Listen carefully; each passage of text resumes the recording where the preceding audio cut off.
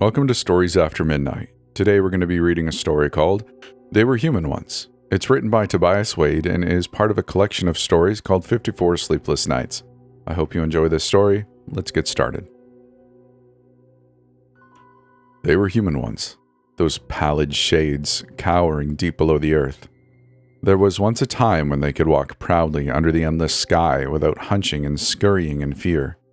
Their eyes were peaceful and curious, not these great pale orbs which glowed in terror from the slightest spark. Muscles once toned have grown thin as twisted wires, their full hair matted with grease, their faces pocked with ruin. I have to believe we were human once, because I have to believe we can become human again if we ever get out of this place. I have to believe there is still some decency in us, something to give us pause before the killing blow lands from the unsuspecting dark. I've since accepted that human isn't something that we are, though. It's a way we act out of fear of judgment in our brother's eyes.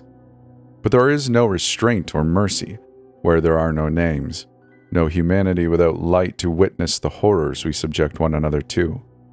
First, there were three of us, waking in the dark. We were not afraid because we had each other, lending encouragement and support through hollow words we did not believe.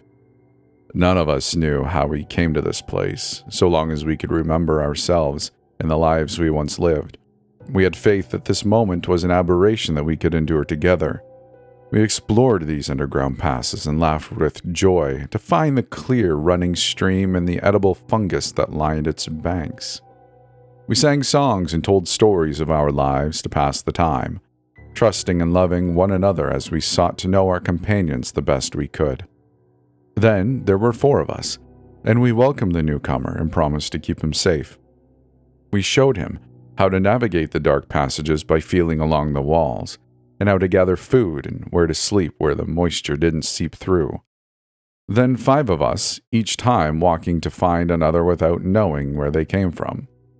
And so we told our stories again, although each time we spoke about our old lives, the goal subtly shifted from getting to know each other to needing to remind ourselves of who we used to be. We began to take parts of the passage as our own, marking the lines between us with our sense. Then 6, then 7, until we became sure that we weren't finding our way here by accident, but we kept pretending all the same because someone putting us here meant that we weren't waiting to be found. We were already found, but we would not be saved. Then 8, 9, more it seemed with every awakening, although it became harder to keep track when we stopped sharing our names. To know someone's name was to have power over them, reminding them that their actions are constrained by their humanity. There is freedom in having no name, and in knowing each other only by the strength of our arms and the quickness of our feet. One of the newcomers wouldn't stop crying, and the sound echoed hauntingly through the stone corridors of our domain. We didn't need words or names to descend upon her and beat her into stillness. We all took pieces of her back to our territory with us, and so I don't know which of us tasted the meat first, but I do know that marked the last point we ever called one another by name. It was a lesson the newcomers were slow to learn. They would talk and sing and try to get to know one another, but they learned swiftly that they would be beaten for speaking the tongue of their old life. We knew our territory and how to survive on our own, but we knew we could never hold it if the others worked together against us. Without words, but with common understanding, we came to attack any who spoke to keep them from bonding together, a feral pact that broke each newcomer down as swiftly as they arrived. Besides, it was painful to hear words and names and songs, a reminder of life that had forsaken us. The day the electric light turned on should have been salvation. The light bulb dangling from the ceiling of the tunnel showed that there were wires, and that perhaps they could be followed back to civilization. We all gathered around the edge of shadow, terrified to reveal ourselves fully to the others or ourselves. We prowled along the edge of the light, growling and shoving one another, trying to get someone else to investigate first. One man dared crawl into the light, face pressed into the ground against the searing brightness. He was thin and naked, and he trembled with each jerky motion, but he persisted all the way into the room to sit directly under the light. The way he pressed himself to the ground reminded me of a prayer, and when he lifted himself, there were tears streaming down his face from the beauty and blinding brightness that was the single bulb. And then, howling at his own wretchedness, he leapt from the ground and smashed the thing, unable to bear it any longer. The room descended into darkness, and chaos immediately followed. It had been a long time since so many of us gathered in one place, and we all descended on the man in blind rage at the blasphemy he had committed against the light.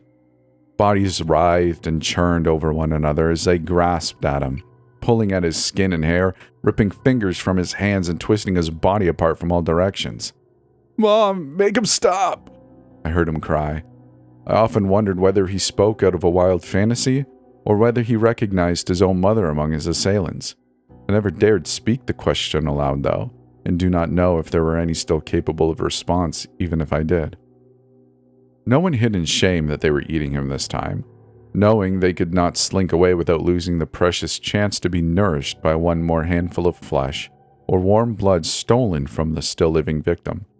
But there were so many of us, and we were so desperate, and in the dark we didn't care whether we were consuming the original blasphemer or someone else we could overpower. We didn't even stop to think where the light came from, or at least I didn't. We just kept kicking and biting, bodies squirming over one another, hoisting rocks to smash anything that moved and then shoving it indiscriminately into our mouths before it was consumed by another. And the more who died, the more jealously we fought over their bodies, knowing we could not retreat without their meat being stolen from us. I don't know how many of us crawled away from that bloody mess. More lights were coming on before we could finish, bright lanterns accompanied by the shouting of human voices. Real humans, standing upright and wearing clothing and calling to one another with words. Some of us fled into the dark, hauling with them as many bodies as they could carry. Myself and others surrendered to the burning light and pressed ourselves against the floor.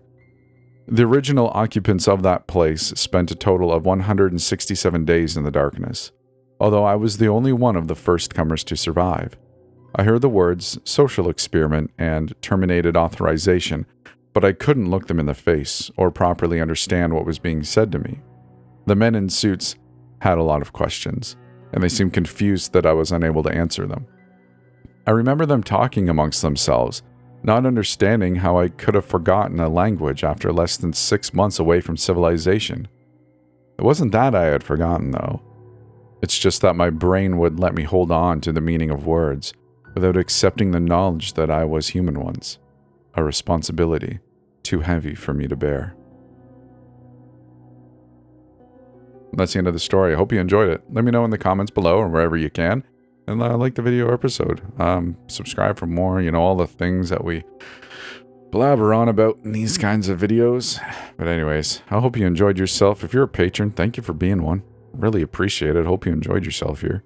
If you'd like to come hang out with us on Discord, well, you can find links to that in the description of this episode. Also links to Patreon if you'd like to support this channel even more, which is greatly appreciated. Thank you to those who are patrons.